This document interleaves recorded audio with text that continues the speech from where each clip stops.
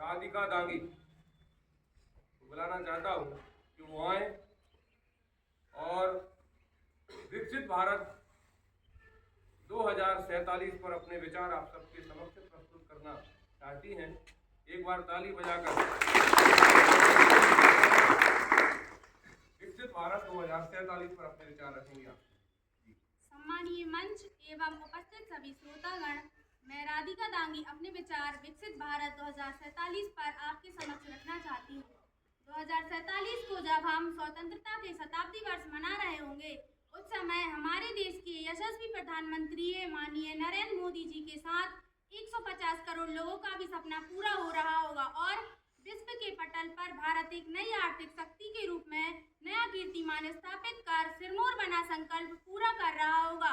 जबकि यह वर्ष हमारी स्वतंत्रता शताब्दी के 100 वर्ष पूरे होने का जश्न मना रहा होगा। मित्रों, यह अवसर मिला है हमें अपने भारत देश को एक विकसित राष्ट्र बनाने के लिए अपनी भूमिका निभाने का।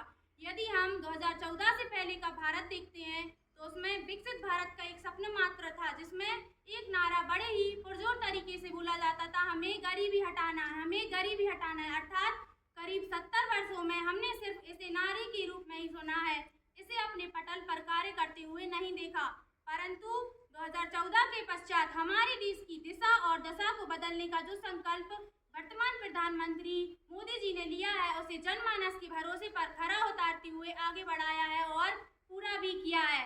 चाहे बात स्वच्छता की हो, हर घर शौचालय की हो, जन धन योजना की हो या प्रधानमंत्री आवास योजना की हो, महिला सशक्तिकरण की हो या संसद में महिलाओं को 33% रिजर्वेशन की हो। इसके अलावा भारत का आर्थिक विकास के रूप में विश्व के तृतीय स्थान पर होना, सामाजिक समृद्धि के रूप में गरीबी उन्मूलन और शिक्षा स्वास्थ्य में सुधार के साथ पर्यावरण संरक्षण के तहत नवीनीकरण ऊर्जा को बढ़ावा देना, यह सब सिद्ध करते हैं कि भारत साफ दुनिया में विकसित भारत के रूप में आगे बढ़ रहा है।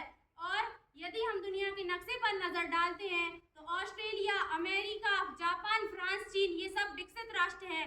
ये विकसित इसलिए है क्योंकि यहाँ का शिक्षा स्तर, स्वास्थ्य स्तर और सामाजिक उत्थान ऊपर है। विकसित भारत बनाने हेतु माननीय प्रधानमंत्री जी के कार्य इस क्षेत्र में वर्तमान में अग्रसर हैं, जिसमें माननीय प्रधानमंत्री जी की यह योजना है कि शिक्षा और कौशल विकास के तहत गुणवत्ता में सुधार तथा वर्तमान स्थिति में